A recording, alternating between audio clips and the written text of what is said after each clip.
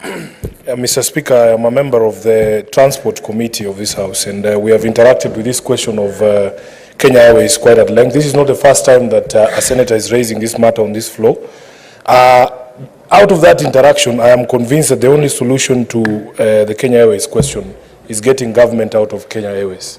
It is the only parastatal that I am ready and willing to support full privatization, because all of the interference, all of the things and the nuances that the senators are referring here to is because of the influence of people in power on the board of management of Kenya Airways. I do not agree with those who proposed, for instance, that, and Senator Khalwale has spoken to it here, that we need to allow Kenya Airways to run the airports.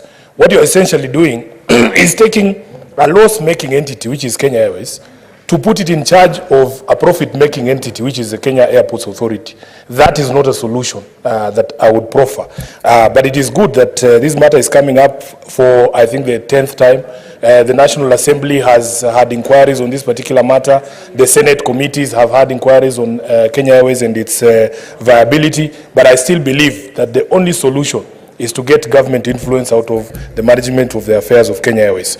Lastly, Mr. Speaker, as you know, yesterday we had a very interesting debate here, and I think it has come full circle that today Senator Okenyuri has brought a question before this House whose victims, a vast majority, are the male. Vast majority. I have heard you saying the committee should give you the demographics of the spread of the victims. The largest percentage of reported victims of this mchele are men, and most of them are in this city. Mr. Speaker, you know, there are people who have tried to criminalize Sherehe in this country and make it look like it is something that God frowns upon. But I want to remind them that the first miracle that Jesus himself performed was to turn water into wine. And if these ladies who sambaza this michele were there at that miracle in Canaan, Mr. Speaker, they would have wreaked havoc, because everybody in that party had a drink. Mr. Speaker, we have an organization or a government entity in this country called the Pharmacy and Poisons Board.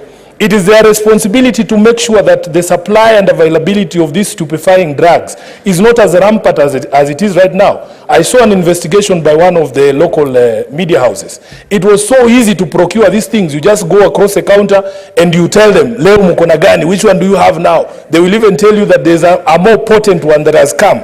And this should essentially be controlled substances, Mr. Speaker. It's not about, you know, blacklisting what they call, what Senator Okenyuri was talking about, known places. Because the purveyors of mchele are mobile. Today they will be in a club on Ngong Road. Tomorrow you will find them. If you run away and go to Thika Road, you will find them there as well. And there have been reported cases even in this city where some clubs and security people in those clubs collude with these criminals, essentially criminals, to poison people. And we have seen very serious cases, Mr. Speaker, people actually die. And there is nothing that, as a senator of Nairobi personally, I would hate more than people who want to ruin Sherehe in this city. And therefore, I want to strongly agree with my sister Okenyuri that this is a matter that we now need to deal with firmly, and especially because a vast majority of the victims are men like myself. So, Mr. Speaker, this one is something close to my heart. I want it to be resolved as quickly as possible. Thank you, Mr. Speaker.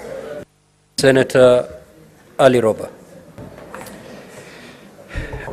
Thank you very much, Mr. Speaker. I rise to support the statement